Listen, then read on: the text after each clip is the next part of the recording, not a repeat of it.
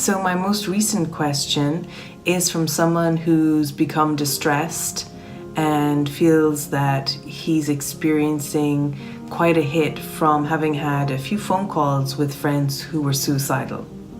So they all came in a very small time period, and he was feeling the weight of that. And his question was, how do you forgive those who won't forgive? He was feeling this frustration of, if they would just change, if it was just different, if their lives are better, if they would just look at the truth and see it, then they would be great. And while that seems to be true and seems like a wonderful thing to be offering someone, really all we can offer them is our own experience of forgiveness by accepting the atonement for ourselves. So if you receive a distressing phone call, if you're watching a friend go through something that seems to cause suffering, then the only way you can be truly of support, no matter what is unfolding in form, is to come back to a state of what is true and peace in your own mind. And so how do you do that? Well, first of all, you acknowledge that you don't like how you feel looking at this perceived suffering. You notice that you're seeing suffering. It doesn't truly matter whether you appreciate that that suffering seems to be in someone else or yourself. And you're asked to come back into a state of stillness where you ask the Holy Spirit for help for what you're looking upon. And you want to just take really good notice, whether you're on a phone call, whether you're face-to-face with someone, whether it's an email you receive, or whether it's just a drama you're witnessing to live, seemingly. You want to notice how you feel. So this is very simple. You want to notice how you feel and trace back those upsets in your own mind immediately. Because the only way you can truly be of service to someone is to be present with them. Not even for them, with them.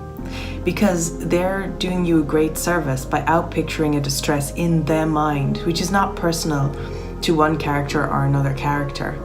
And so there's an outplay occurring which will allow you to see that there's a distress that is being raised to awareness. So we neither want to stop, fix, and, help it. We simply want to watch and allow ourselves to become aware of it.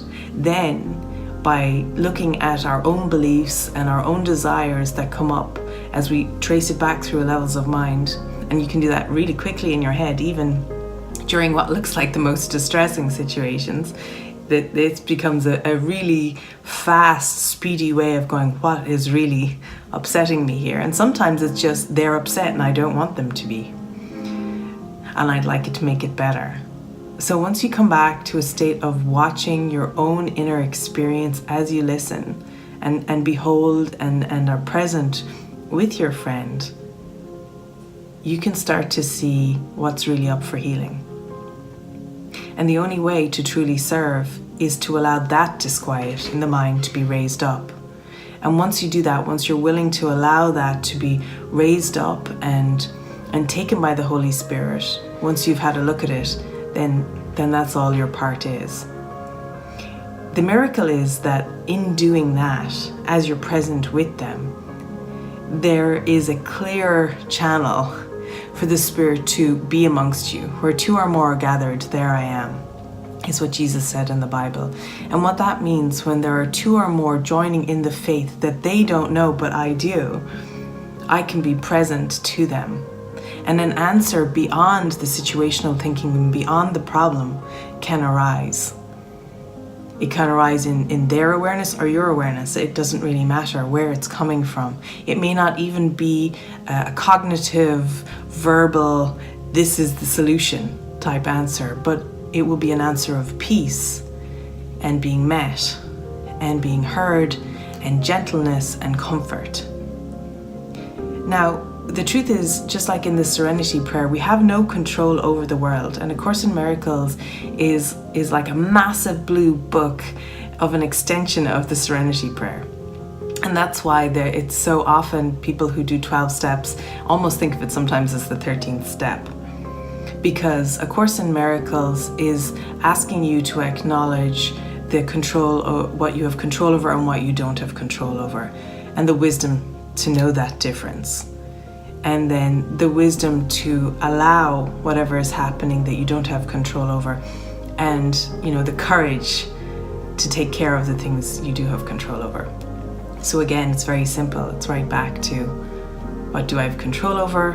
What is my responsibility? And your responsibility here is to be, first and foremost, as you're going through a process of healing yourself, be authentic and not try to be too tight and controlled, but to simply allow yourself to relax into an awareness that you are not the one who takes care of things.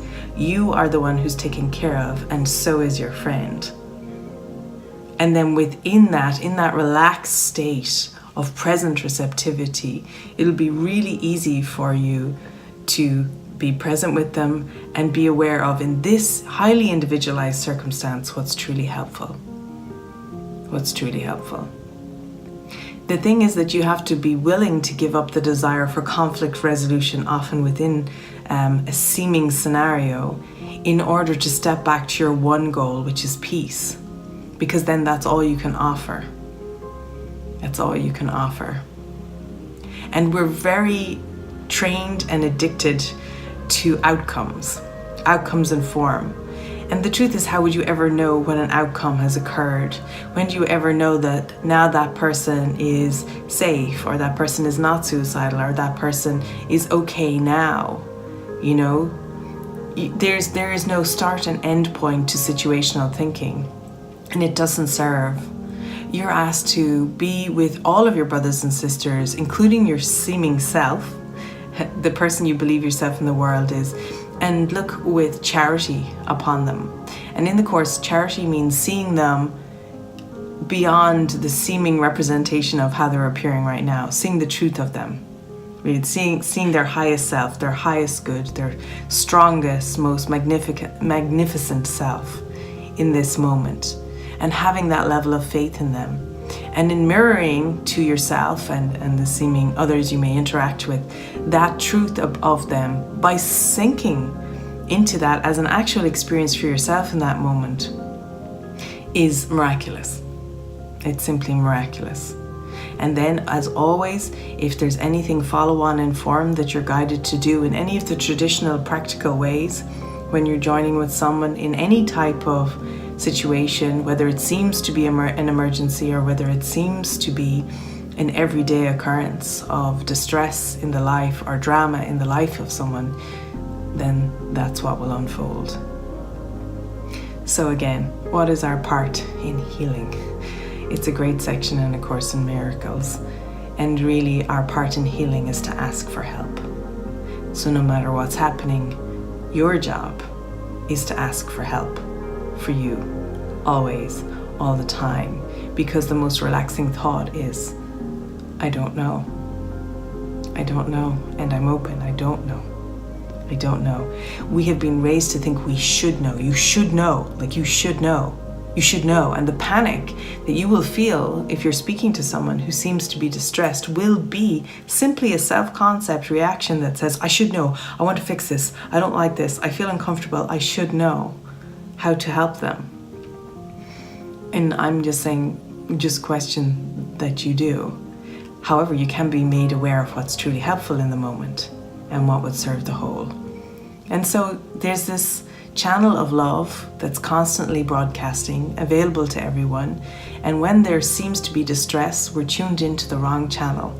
And no matter what's occurring in your life, the invitation is to pause, pray, and tune in to Love FM. Tune in, tune out the static.